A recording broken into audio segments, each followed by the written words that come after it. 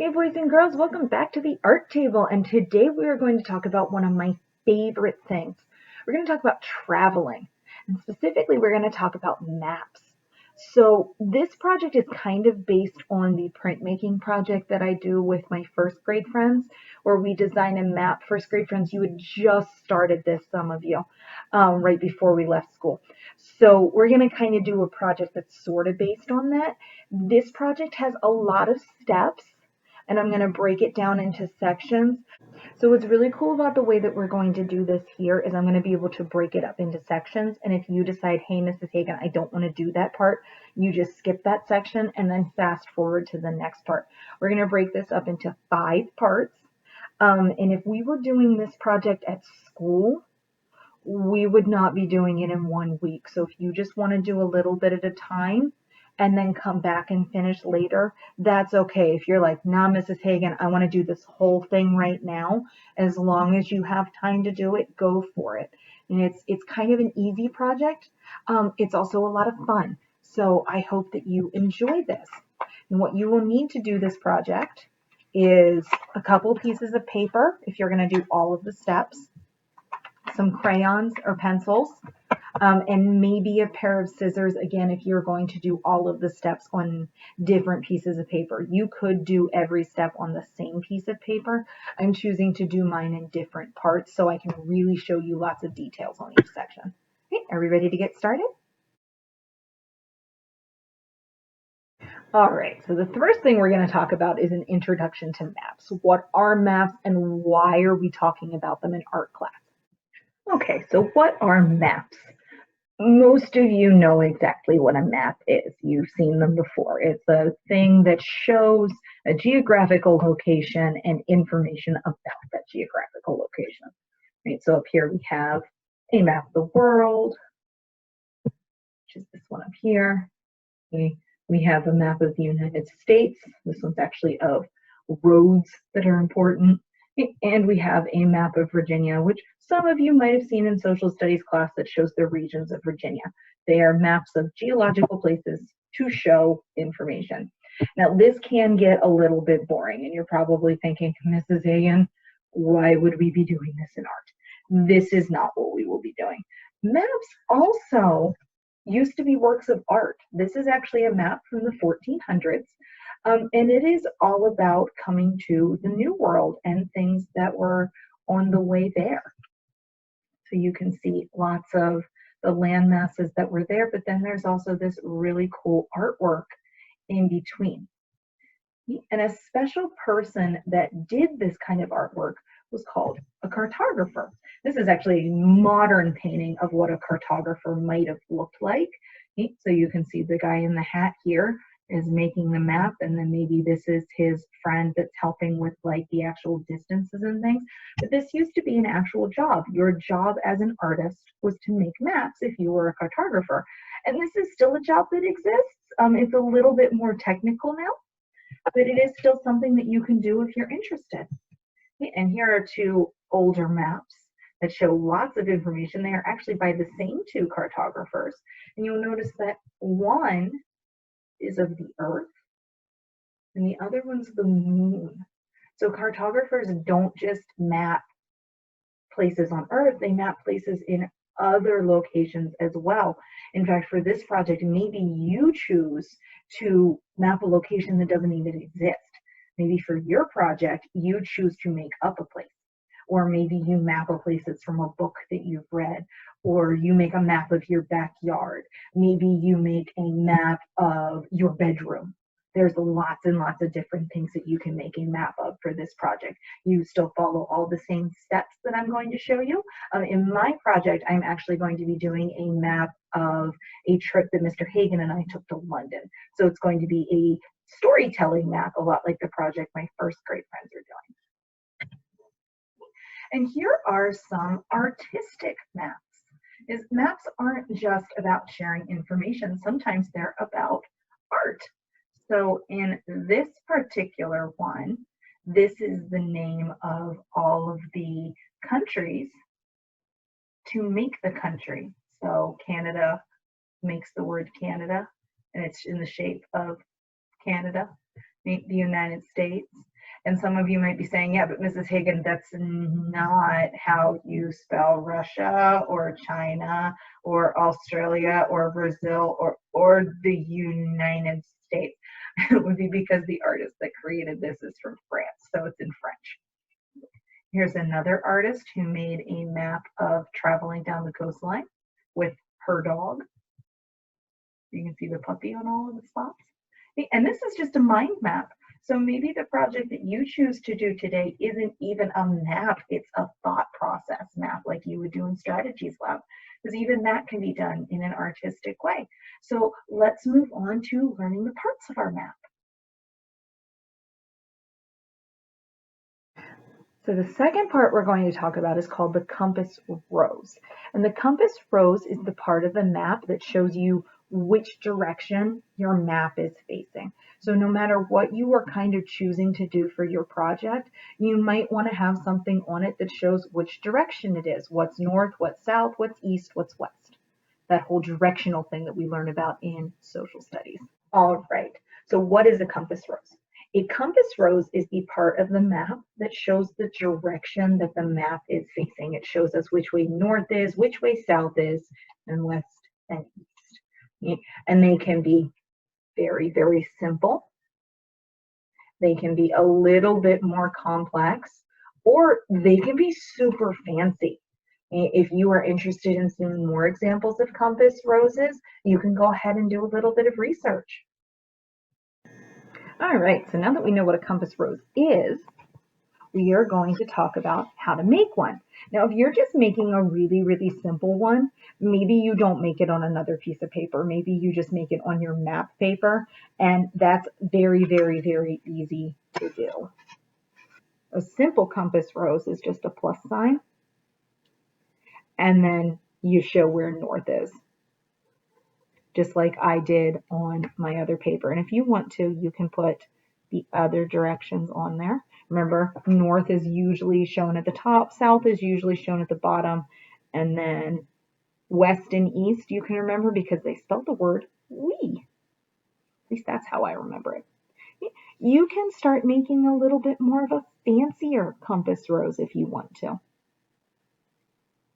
You can start with a circle and start adding more details. If you are really interested in making your compass rose something really fancy, or maybe you want to look up cartographers that come from an area of the world where you come from and to kind of learn more about their style, go ahead and do some research. This is a fun project to do a little bit of research on. Just like everything else though, make sure that it is okay with your grown-up before you start looking around for things. All right. And if you want to make it super, super, super fancy, go for it. This is your map project. You can make your compass rose as interesting or not interesting as you want to. Okay. You can color it in. You can leave it black and white. All of that is up to you. I'm actually going to color mine in a little bit. Just pick a couple of colors and make it kind of interesting. Like I really want people to be able to tell where my north is. I'm going to use this one over here for my actual project. And you could design a whole bunch of compass roses and then just pick the one you like best for your project. That is totally up to you. Or, like I said, you could just pick a very, very simple one, or maybe you don't even want to have a compass rose on your project. And that is okay as well. So go ahead, guys, and find some place to work on your compass roses if you're choosing to have one. And when you're done, come on back for the next step. And if you're choosing not to have a compass rose, you can just go ahead and skip on to the next part. I'm going to finish up my coloring here and then set this paper aside for a little bit later. All right, so the next part is the legend. All right, so what is a legend? The legend is the part of the map that shows information to the person looking at the map and helps you interpret any symbols that are on the map. And they can be just a title and a description of what the map is. They can be small and a little bit of information, like how far a mile is on the map. That's called the scale of the map. And then maybe what some of the things mean, or they can be super complex with a lot of information. I'm going to show you how to draw your legend, but if you wanted to type yours up and print it out, that's also something you can do. There's lots of choices in this project. And again, now that we know what a legend is, we can start designing it. And now some of you might be thinking, Mrs. Hagen, I don't have any information to put in a legend on mine. Yours could just be a title banner then, of saying where your project is going to be. If you want to, you could do the legend part after you do the actual map part, and then you can use it to do the symbols that are inside of your map. And I'll show you in a little bit how you can add things to your legend. So just like you did for your compass rose, pick a color, okay, and start working on what you want it to look like, and you can do more than one. It is okay to make lots of different designs and pick out your one for later. One of the questions that I'm sure a lot of you are asking are, Mrs. Hagen, I want to do one of those really cool scrolls. How do I draw that? So it's actually a little bit easier than you think it is. You just take your crayon and you start with a spiral, and then you drag the spiral down and loop back up with it. And that's one side of the paper. And then you do the same thing. Oops, I did that spiral backwards. It's easy, Mrs. Hagen. You said so. You do the spiral the other direction for the other side. Okay, so see how this one, it's like that. Don't do it like that up there. Do it like this one down here. And then you put a little line in to show that that's the back of the paper. And then a line kind of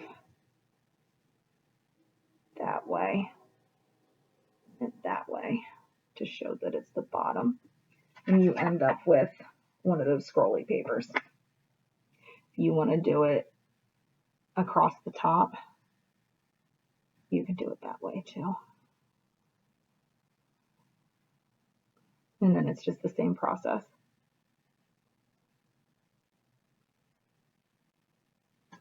I have a hard time doing mine sideways. And then you kind of get one of those scrolly papers. Okay. Once you have this shape, you can start adding some stuff to the top of it. Okay. I'm just going to be adding the title to London because my picture is going to be of a trip, or at least telling the story of a trip to London. And for right now, that's all I'm adding to mine. I will add the other little symbols and things later on. Like I said, you could stop for now and then just add your details to it later. That is a choice that you have. So go ahead and work on some legends. And when you get those done, come on back to learn the next step.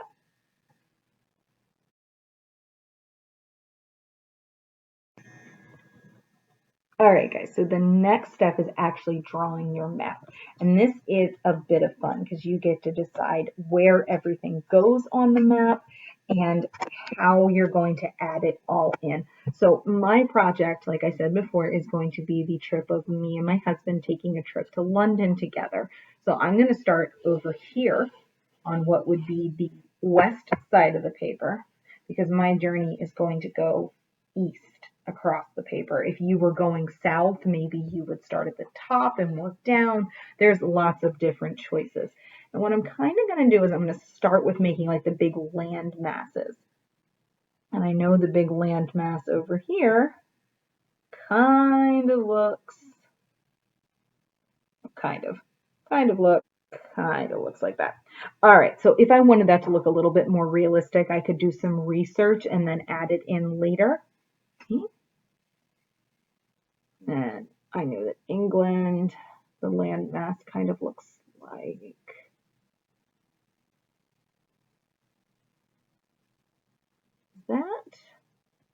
And then there's like the rest of Europe down here.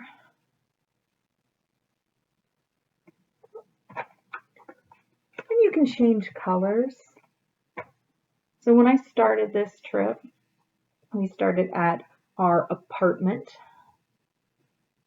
I'm just going to draw a big apartment building over here. Okay, and then we went to London, and most people think about London as being the place that has that great big clock tower. So that's one of the things that I'm going to add to show that. And I could add the London Eye. And the really cool thing about this map, guys, is it's not meant to be realistic. If you really wanted it to be, yes, you could do some research and you could do some other things. Like I could put that Paris is over here somewhere by making the Eiffel Tower. And I could color that in. I'd also put the English flag up here and color it in. And maybe I show that like I'm near Washington, D.C. with the D.C. monument and a couple of other things. And then we flew in an airplane to get there. So I am going to make a line and add an airplane to it. Then of course this is all ocean in here. And in those old time maps that we looked at, we saw that in the oceans they had things like sea monsters and boats and that sort of thing. And if that's what you want to do, go for it. I'm going to leave my map pretty simplistic so that I can move on to the next step with you guys, which is actually the last step. But if you want to make yours super, super realistic, you can do that. You can take a lot of time to add lots of details. And whenever you're done, you just come back for the next step, which is actually a micro step of how to finish the legend. So whenever you're ready to do that, you just come back and learn.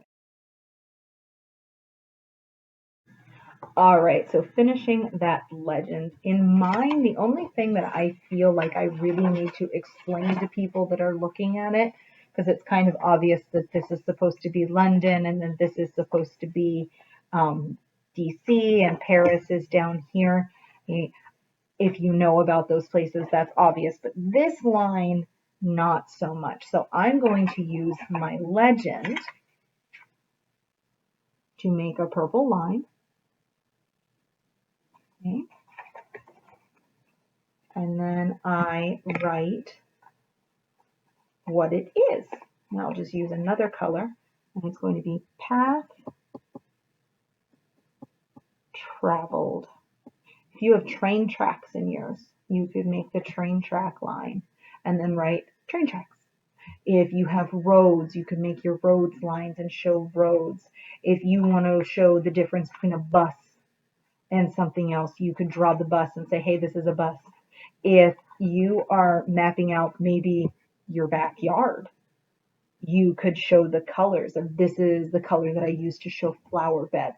This is the colors that I used to show something else.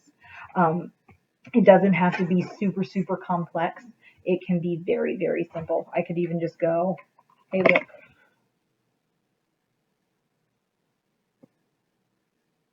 Plain. Okay. Easy peasy. All right, are we ready to put it all together? Putting it all together involves having all of your papers together, and mine are all over my table because I spread out to work, a pair of scissors, and some glue to stick it together. If you want to do all of this on the same paper, you can kind of build as you go. So maybe you draw your compass rose and your legend at the bottom of your paper and then your map around that, and that's okay. You can totally do that. You can also decide how much you cut out. For example, I could just cut a circle around my compass rose, or I could take the time to cut out all of the little pieces. That is very much up to you. As I said before, a lot of this project, guys, is up to how you want to do it. If you want it to be super abstract and you want everything to be done from memory, go ahead and do that. If you want it to be super detailed and very much like real life and you want to do some research, go ahead and do that. There's lots of different choices. So for me, the only things I needed to cut out were my compass rose and my legend. I'm also going to cut this little spiral bit off of the top of my map because I don't like the way it looks on top of my artwork. I got my paper out of a sketchbook, so that's why it had that little spirally bit. And then I just get to decide where the stuff goes. Maybe I do it like that. Maybe the compass rose goes up here. It's okay if it overlaps something that you did and the legend goes at the bottom. You get lots of choices of how you put them on because it's your project. Maybe the legend just goes right in the middle and the compass rose goes over here. Or maybe I decide I don't want to use this compass rose. I want to draw it on instead. And that is also okay. You guys have lots and lots of choices, like I said, on how you do this. You can map a trip. You can map your backyard. You could make a map of your house. You could make a map of just your neighborhood. You could make a map of an imaginary place. You could make a map of the moon. There are lots and lots and lots and lots and lots of choices for this project. So basically, when you put it all together, what you're doing is you are picking a place to make a map for, making a compass rose, making a legend, making a map, and then putting it all together. You guys ready to get up at this table and go do a thing? All right, go do a thing.